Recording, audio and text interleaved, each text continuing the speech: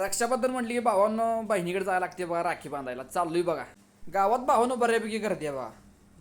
जिथे इकडे तिकडे आपल्या कामानिमित्त व राखी बांधायला आपल्या बहिणीकडे चाललेले आहेत. चला आता पहिल्यांदा पेट्रोल टाकून घेऊया. पेट्रोल एकदा टाकलं की विषय नाही बाबांनो, डायरेक्ट आपलं गुळीगत जाय बरं पडते. आज पाऊस 100% येतोय बघा. उन्हात एक गाणं होऊन जाऊ द्या, चांबडी चांबडी चमकते उन्हात लका लका लका लका. मी गाडीवर फिरताना कामानी, मी स्टेजवरती भिजलो की घामानी, तांबडी चांबडी ही चमकते उन्हात लाका लाका.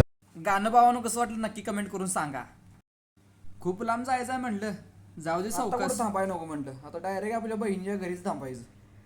पुचलो बघा, राखीचं बांधाय बसलो पहिल्यांदा. राखी बांधून झालं आणि निघालो.